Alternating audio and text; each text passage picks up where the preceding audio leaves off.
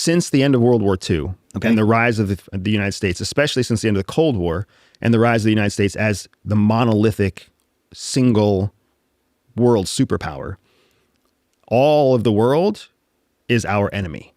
Yeah. If people don't realize that yet, they need to wake up and realize that. When you're the top dog, every other dog wants you out. Yeah. That's the one thing they all agree on.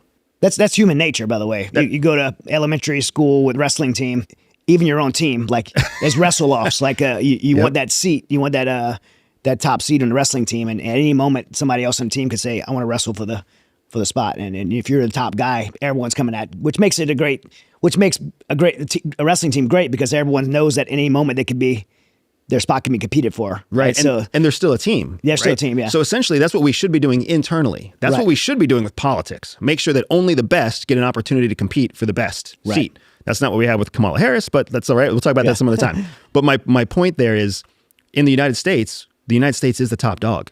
Mm-hmm. So even though we call NATO allies, and we call France an ally, and we call Germany an ally, and we call the UK an ally, and we call Canada an ally, they want our seat. They all want our seat. And they will always want our seat until they get the seat. And then we'll want that seat too. And we will connive and we will steal and we will espionage our way to the top. That's why CIA exists, right? CIA exists specifically to break the 10 commandments and cheat our way to the top, because once you're at the top, you have to hold the top because everybody's fighting against you. So when you talk about, foreign influence on media, absolutely foreign influence happens on media.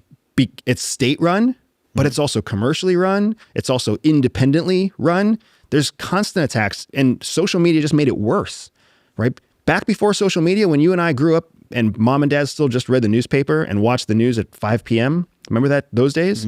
There were still fake news stories then too. Sure, yeah. Right? It just took a little bit more work to get those news stories to cover the entire continent. Yeah. Where now it just takes a viral We didn't have the post. ability to be able to bounce other ideas off, because you had when I grew up, there was six channels. Like you couldn't go fact check it on Google or look at other competing sources of information. Right. And not only that, but the journalists didn't have that either. Yeah. Right. So a journalist who got a story on Monday morning, who wanted to break that story on Monday night, only had a limited ability to get 2 or 3 vetted sources to confirm or corroborate the story. Right. Where now they have an entire digital platform, a whole digital world that they can use that. Right. So imagine how much harder it was to be a journalist back then, how many fewer outlets there were for information to come in and out, but then also how much of news was local.